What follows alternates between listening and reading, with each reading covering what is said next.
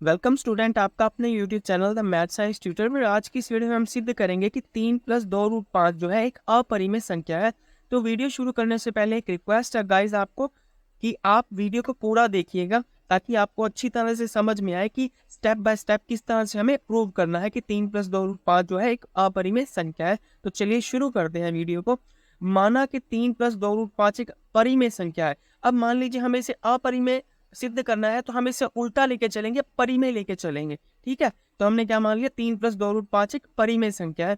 अगर 3 + 2√5 एक परिमेय संख्या है तो हम 3 + 2√5 को बराबर में p/q लिख सकते हैं, जहां p और q पूर्णांक है और q का मान 0 नहीं होगा। यानी ये जो q है ये 0 नहीं होगा, p और q दोनों पूर्णांक है। ठीक है, अब ध्यान से देखिए, 3 इधर प्लस में था, जब ये इस साइड जाएगा माइनस में हो जाएगा, तो 2√5 बराबर में p/q माइनस में 3 बचा। ठीक है जी, तो आगे करते हैं इसको सॉल्व। 2√5 बराबर में p/q माइनस में 3/1।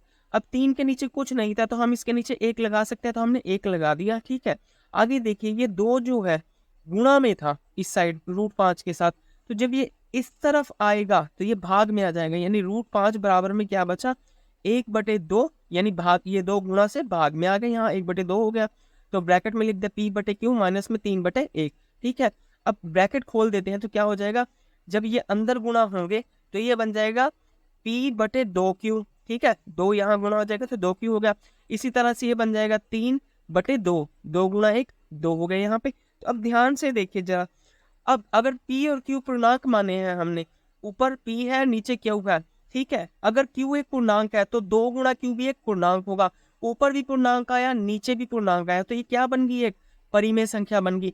इसी तरह से 3 भी एक पूर्णांक है और 2 भी एक पूर्णांक है, तो ये भी एक परिमेय संख्या है। अब परिमेय संख्या में से परिमेय संख्या जाएगी तो क्या आएगा, परिमेय संख्या ही आएगी एक। ठीक है, लेकिन जो √5 है, ठीक है, वो एक अपरिमेय संख्या है, जबकि जो ये संख्या आएगी हमारे पास वो परिमेय आएगी। ठीक है, लेकिन ऐसा तो संभव नहीं है कि एक अपरिमेय संख्या जो है एक परिमेय संख्या के बराबर हो जाए।